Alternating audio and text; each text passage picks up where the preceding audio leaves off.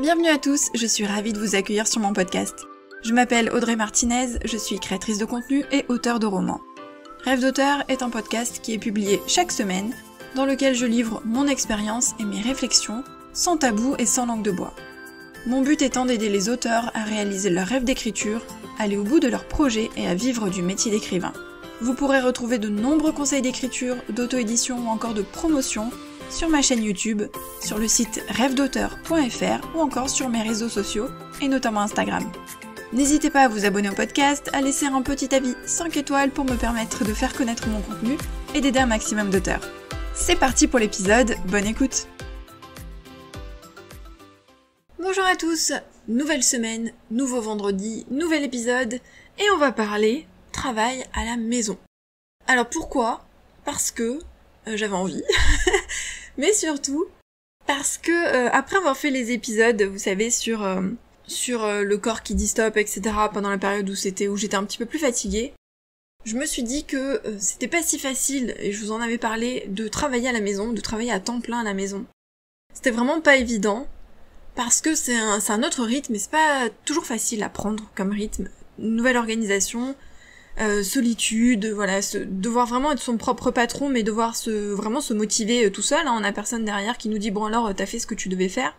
Et c'est pas si évident, et du coup j'avais envie de chercher les règles du travail à la maison, de me dire voilà, qu'est-ce qui est important quand on travaille chez soi, qu'est-ce qu'on ne doit pas oublier. Et donc j'ai choisi unilatéralement 6 règles, 6 conseils pour le travail à la maison. Première règle, et je pense que vous allez me dire mais elle nous saoule celle-là, c'est prendre du plaisir. Est-ce que je le répète à chaque épisode ? Pas loin, franchement. Quand on publie des livres à côté d'un travail principal, c'est-à-dire on a une activité qui nous rémunère, et puis à côté on publie des livres pour le plaisir, c'est pas la même chose que devenir auteur à temps plein et que l'écriture et les romans deviennent notre source de revenus. Déjà, il y a la pression de l'argent. Même si on n'a pas envie de devenir spécialement millionnaire ou d'avoir plein de thunes, l'argent, c'est ce qui nous fait avancer, hein, on en a besoin pour vivre au quotidien, il faut pas se leurrer. Donc, c'est une pression. Si vous avez des enfants, si vous avez des prêts sur le dos, si vous avez des soucis de santé ou autre, on a besoin d'argent, c'est la vérité.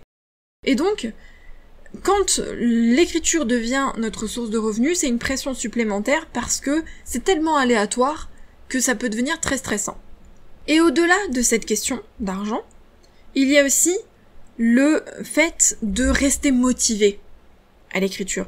Rester motivé pour écrire des romans, publier des romans, pour continuer à proposer des livres, des nouvelles, des textes, même quand on a des avis négatifs, pour s'accrocher même si par exemple vous avez envie d'être publié en maison d'édition et puis que ça marche pas.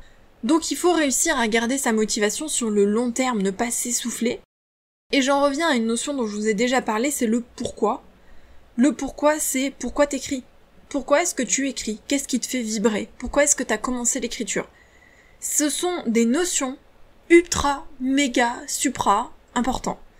Parce que si vous n'avez pas un bon pourquoi, alors vous ne tiendrez pas sur le long terme. Si on écrit pour faire plaisir à quelqu'un, si on écrit pour faire comme les autres, si on écrit parce qu'on pense qu'on va devenir riche ou célèbre, tout ça ne marchera pas. La vraie raison de l'écriture, ça doit être vraiment ancré en vous, quelque chose de profond, quelque chose qui vous fait vibrer. C'est vraiment un truc dont vous ne pouvez pas vous passer tellement c'est important pour vous. Et c'est la même chose que la notion de plaisir, et d'ailleurs c'est lié, c'est que ça vous fait plaisir d'écrire. Ça vous fait du bien quand vous vous mettez devant votre ordi, que vous écrivez ou que vous préparez votre roman, que vous réfléchissez à votre histoire, ça vous fait kiffer. C'est un truc que vous adorez. Tout autant que lire, aller faire du vélo par exemple, faire du bowling, faire du foot si vous aimez le foot, peindre si vous aimez la peinture, voilà. Une activité qui vraiment vous prend aux tripes et quand vous la faites, vous dites « Ah là, je suis bien là. Là, ça me fait plaisir, ça me fait du bien, c'est mon moment à moi. » Eh bien, c'est la même chose. C'est-à-dire que l'écriture doit rester un plaisir qu'importe ce qu'il y a autour. Qu'importe que ce soit la source de revenus principale, qu'importe que ça marche ou non, qu'importe les critiques, ça doit rester du plaisir et vous faire du bien à vous en premier. Et vous devez écrire du coup pour une bonne raison, donc c'est le pourquoi, et c'est comme ça que vous tiendrez la route et que vous tiendrez sur le long terme. Donc même si ça devient votre activité principale et que vous travaillez à la maison et que du coup ça vous met une pression, vous devez quand même prendre du plaisir dans tout ce que vous faites, c'est supra important. Deuxième conseil, prendre du repos. Là, c'est l'hôpital qui se fout de la charité, on est bien d'accord, mais je vous donne des conseils, ça veut pas dire que je fais tout bien moi. Vous devez avoir des horaires de travail, en tout cas un maximum, c'est-à-dire vous dire voilà, le matin je commence à 9h et je finis ma journée, je sais pas moi, ça dépend de votre rythme de travail, mais et de si vous prenez une pause le midi, mais à 5h ou à 6h ou à 7h. Et pas déborder à travailler encore à 22h ou à 23h sur vos projets, ou pas commencer la journée à 11h ou midi parce que vous avez traîné. Voilà, en fait, vous pouvez en soi, rien ne vous l'interdit. Et il y a des auteurs qui travaillent à la maison qui ont des rythmes totalement décalés. Pourquoi pas, j'ai envie de vous dire. Si ça vous convient. Le risque, c'est de ne plus rien faire. C'est de procrastiner. C'est de plus réussir à être organisé. C'est de ne plus avoir l'esprit assez clair pour bosser. C'est de ne plus réussir à tenir un planning. En fait, c'est de tomber dans l'extrême inverse. Donc c'est important d'avoir des horaires, quitte à les aménager de temps en temps, quitte à les assouplir quand vous sentez que c'est bon, vous avez pris un certain rythme et que vous êtes capable de le faire. Mais c'est bien d'avoir des horaires. Et au-delà du fait que ça vous permet d'être plus efficace et de mieux travailler, c'est aussi pour ne pas vous épuiser, parce que c'est très facile quand on commence de travailler à 8 ou 9 heures du matin et puis de finir le soir à 7, 8, 9, 10 heures sans avoir quasiment pris de pause. Et j'en sais quelque chose parce que à mes débuts c'est ce que je faisais. Et on s'épuise en fait, on se fatigue. Donc les horaires, c'est se mettre un cadre et se dire bon là stop, maintenant t'arrêtes. Même chose pour les week-ends. C'est important d'avoir des journées de libre. Alors vous n'êtes pas obligé de prendre des week-ends, vous pouvez vous dire voilà, mes journées de repos c'est le mercredi et le vendredi, ou c'est le samedi dimanche, ou c'est 2 après-midi dans la semaine, ou 2 matinées, enfin c'est à vous de vous organiser, mais c'est d'avoir une plage de repos, un vrai repos. En général on parle du week-end parce que voilà, si vous avez des amis, une famille, etc., c'est plus pratique le week-end. Mais c'est d'avoir vraiment un temps où vous dites « je ne travaille plus du tout ».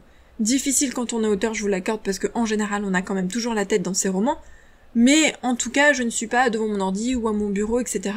et je souffle, je fais autre chose. Donc prendre du repos. Troisième conseil, prendre soin de soi. Donc ça va un petit peu avec, et ça va avec l'épisode dont je vous avais parlé sur Quand le corps dit stop, c'est l'épisode 31. C'est-à-dire que travailler à la maison, c'est très difficile pour sa santé. Ça a l'air con dit comme ça, mais c'est la vérité. Vous allez moins bouger. Vous allez être assis à votre bureau toute la journée. Moi avant, j'étais prof des écoles, donc j'étais tout le temps debout. J'étais debout toute la journée devant mon tableau ou au milieu des tables avec mes élèves. Je descendais, je montais plusieurs fois les escaliers puisque on sortait, on remontait plusieurs fois par jour, donc le temps de la cantine, les temps de récré, etc. Et j'étais toujours à l'étage.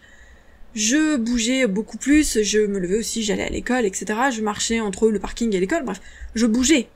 Et en plus de ça, à côté, je faisais du sport, mais je bougeais. Quand on est à la maison, on se lève le matin, et ensuite, on va à son bureau. Et on est toute la journée assis. On ne bouge quasiment plus. Donc c'est important de bouger à côté, c'est-à-dire déjà s'octroyer des pauses, marcher, se dégourdir les jambes. C'est aussi faire du sport, ou aller se promener, prendre de vraies pauses. C'est aussi être bien installé à son bureau, donc c'est tout ce qui est ergonomie, donc être bien assis, avoir un bon fauteuil, être à la bonne hauteur, etc. pour protéger son dos, ses épaules, ce qui n'est pas évident, avoir mal au dos, franchement, c'est la plaie, c'est quelque chose qui nous arrive beaucoup quand on est assis toute la journée. Donc c'est vraiment prendre soin de son corps à ce niveau-là, bouger beaucoup plus, manger sainement, parce que en étant à la maison, ça dépend de vos habitudes, etc. Mais c'est plus facile aussi de tomber dans le grignotage, ou moins bien manger, ou manger plus, etc. Et il faut prendre soin aussi de son esprit, parce que on est seul à la maison, on travaille seul, on n'a plus de collègues, ce qui n'est pas forcément évident. Ça dépend de si vous supportez ou non la solitude. Donc ça peut être pas mal de faire de la méditation, ou de garder le lien avec des gens, ou de vous investir dans des associations, des choses comme ça, ou de voir vos amis quand vous le pouvez, bref, de bouger un peu plus, de sortir un peu plus, pour ne pas rester trop isolé. Donc prendre soin de soi d'une manière générale, c'est-à-dire de son corps et de son esprit, parce que en travaillant à la maison, c'est très facile de tomber dans un extrême et de mal le vivre en fait. Quatrième conseil, c'est d'avoir un espace de travail défini. Alors ça dépend évidemment de là où vous habitez et de ce que vous pouvez faire. Moi je vous en avais déjà parlé, avant j'avais le bureau dans le salon. Alors c'était pas dans cet appartement ici, on a déménagé l'année dernière, mais dans mon ancien appartement c'était en 2 pièces et j'avais mon bureau dans le salon, puisque le salon était assez grand. Mais j'avais un espace de travail en soi, puisque j'avais un bureau, mais il était dans le salon, donc ce qui est pas forcément pratique. Là j'ai déménagé, donc dans mon critère d'appartement, c'était d'avoir un coin bureau. Donc c'est important d'avoir un coin bureau, un espace défini, pourquoi ? Parce que Déjà, pour vous isoler, pour pouvoir travailler plus sereinement ou dans le calme si vous en avez besoin. Pour pouvoir avoir un endroit où vous regroupez toutes vos affaires de travail. Et aussi, parce que ça permet de revenir à ce que je vous ai dit sur prendre du repos, avoir des horaires de travail, etc. C'est dire voilà, je travaille quand je suis à mon bureau. Je ne travaille pas quand je suis dans le salon, dans la chambre, dans la cuisine. Je reviendrai sur les exceptions après, mais l'idée c'est ça, c'est en fait pour vous obliger à ne pas dépasser, pour vous obliger à ne pas abuser. Parce que quand on travaille un peu partout dans sa maison, quand on n'a pas d'horaire défini, etc., c'est le risque de travailler non-stop et de s'épuiser. Donc avoir un bureau, c'est se dire voilà, je suis au bureau de telle heure à telle heure, et je n'abuse pas, je ne dépasse pas. Quand je vais ensuite dans le salon, dans la cuisine, c'est pour me faire plaisir, faire à manger, passer du temps en famille, lire, regarder la télé, bref, faire autre chose. Exception, évidemment, si vous aimez écrire un peu partout dans la maison, si vous arrivez parfaitement à tenir des horaires de travail, si vous savez ne pas abuser, voilà, ça dépend évidemment de chacun. Moi je vous donne un conseil pour ne pas déraper, mais après, si vous n'en avez pas besoin parce que vous savez parfaitement tenir le rythme à ce niveau-là, pas de souci, évidemment. 5e conseil, c'est d'écouter et d'accepter ces cycles. Alors je ne parle pas des cycles menstruels des femmes, quoique, hein. Je sais qu'il y a des hommes qui nous écoutent sur le podcast, vous êtes quand même nombreux, donc désolé pour cet aparté, messieurs.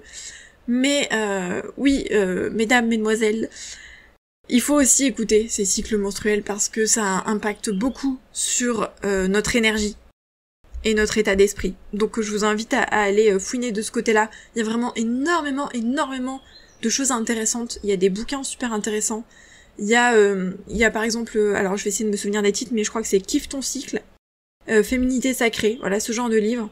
Et il y a des épisodes de podcast sur le développement personnel, mais tournés vers le féminin, où il y a des choses très intéressantes aussi. Je pense au podcast de Chloé Bloom. Mais bref, allez faire des recherches, vous verrez qu'il y a plein de choses là-dessus. Voilà, je ferme l'aparté. Mais écoutez ces cycles, c'est plutôt ces cycles d'énergie en fait. C'est-à-dire que on ne peut pas avoir la même énergie tout le temps. On ne peut pas tous les jours de chaque mois, de chaque année, être au top de sa forme, être motivé, être plein d'énergie, etc. Il y a des moments où on va être fatigué, on va avoir mal au crâne, il y a des moments où il va faire plus sombre, plus triste, où il va pleuvoir, on va avoir moins d'énergie. Il y a des moments où il y a des choses dans la vie perso qui vont influer sur notre morale. Voilà, enfin, on peut pas se forcer tous les jours à être au bureau de 9h à 17h ou à 18h et travailler non-stop à fond avec plein d'énergie parce que la vie ce n'est pas ça. Et c'est vrai que quand on va au bureau, à un travail, etc., on est un petit peu forcé. Mais la chance quand on travaille à la maison, c'est de se dire que justement on peut s'organiser. Donc s'il y a une semaine où on est beaucoup plus fatigué, où on a du mal, il faut prendre du repos, et il faut faire moins d'heures, et il faut alléger son planning. Et s'il y a des semaines où on est plein d'énergie, on peut travailler beaucoup plus. Et s'il y a des moments où on a des soucis familiaux ou des choses qui nous prennent la tête, il faut les prendre en compte. Bref, il faut aussi s'écouter, parce que s'écouter, ça permet d'être plus efficace, ensuite d'être plus productif, et au passage de prendre soin de soi. Donc c'est super important, et c'est pas si facile parce que souvent on culpabilise, on se pose des questions, ou on se dit voilà j'aurais dû faire ça, on a l'insatisfaction de pas avoir bien travaillé, mais à quoi bon en fait si c'est pour le faire mal, ou le faire à moitié. Autant se dire franchement aujourd'hui j'y arrive pas, je vais me prendre une pause. Par exemple vendredi dernier, j'ai bossé le matin, je suis allée déjeuner à midi, et je me suis mise à lire, et j'ai lu tout l'après-midi. Voilà, je suis pas revenue bosser. Voilà. Tant pis, j'ai envie de dire, j'ai pas culpabilisé. J'avais de l'avance sur mon contenu, etc. C'est l'avantage de faire du batchworking, je le rappelle. Mais j'étais pas en retard sur tout ce que j'avais. Et puis, honnêtement, même si j'avais pas envoyé une newsletter ou programmé une vidéo, etc., c'était pas la fin du monde non plus, hein. La Terre n'allait pas exploser. Donc voilà, il faut aussi relativiser et dire voilà, vendredi après-midi j'avais envie de lire, j'ai lu. Et puis c'est tout. Et je culpabilise pas. Et samedi, je suis venue à mon bureau et j'ai un peu bossé. Voilà, je me suis mis un film sur l'ordi. Et à côté de ça, j'ai préparé mes visuels pour les réseaux sociaux, et du coup, ça m'a permis de rattraper un petit peu le vendredi où j'ai pas bossé. J'étais pas obligée de le faire, mais je me suis dit, je vais me faire un truc sympa, je me suis mis un petit film sur Prime Video, et puis à côté de ça, j'ai fait un truc cool qui me demande pas de concentration, c'était faire des visuels, et puis c'est tout. Voilà, après, faut s'organiser différemment et s'écouter. Et 6e et dernier point, c'est de s'organiser, et je vous renvoie pour cela à l'épisode précédent. C'est-à-dire celui dans lequel je vous donnais 5 conseils pour être organisé, mais je vous renvoie aussi à une vidéo YouTube dans laquelle je vous parlais de s'organiser et organiser son roman. J'avais regroupé plusieurs conseils plutôt généraux sur l'organisation. Je vous mettrai tout dans les notes de l'épisode. Mais en gros, s'organiser parce que, en fait, ça regroupe un petit peu tout ce que je vous ai dit, c'est s'organiser, avoir un planning, s'organiser en ayant des horaires de travail, s'organiser en notant ses objectifs, ses projets, des objectifs à court, moyen et long terme, prévoir son contenu pour les réseaux sociaux, prévoir son contenu tout court, les articles de blog, etc. S'organiser en fait pour ne pas être noyé, pour ne pas oublier des choses, pour ne pas procrastiner, parce que le risque quand on travaille à la maison, c'est de ne plus rien foutre. Parce que oui, il y a le pendant de « je travaille trop », c'est en général ce qu'on fait au début, et puis il y a le contre-coup qui est « je fous plus rien ». Et je passe mes journées à glandouiller, et puis je viens de plus en plus tard à mon bureau, et puis je termine de plus en plus tôt, et puis quand j'y suis, je suis pas vraiment concentrée, et puis je procrastine et je repousse, et puis je termine pas mes tâches, et c'est normal, je veux dire, on est à la maison. On n'a pas un boss sur le dos qui nous casse les pieds, on a personne qui surveille ce qu'on fait, et du coup, c'est très facile de plus rien faire, ou de le faire vraiment minimum syndical. Donc s'organiser, avoir un planning, avoir des listes de tâches, ça permet quand même de garder un certain cadre et de se foutre un petit coup de pied aux fesses en se disant bon voilà, t'es à la maison mais tu dois quand même bosser parce que maintenant c'est ton boulot. Donc tu ne peux pas te permettre de rester tous les jours à rien faire. Attention, oui, on peut prendre des pauses, on peut prendre des jours où on fait rien, évidemment, mais quand ça déborde sur tous les jours, toutes les semaines, c'est un petit peu compliqué. Donc je vous rappelle rapidement les 6 règles du travail à la maison selon moi, évidemment, et je n'en ai choisi que 6. Prendre du plaisir, prendre du repos, prendre soin de soi, avoir un espace de travail défini, écouter et accepter ses cycles, et s'organiser. N'hésitez pas à venir en parler sous la publication Instagram du compte rêve.d'auteur, et n'hésitez pas à me poser des questions si vous hésitez aussi à passer à temps plein, si vous l'avez fait, si vous avez du mal à vous organiser, etc. J'y répondrai avec plaisir, et puis nous on se retrouve vendredi prochain, comme d'habitude, pour un nouvel épisode. Bye!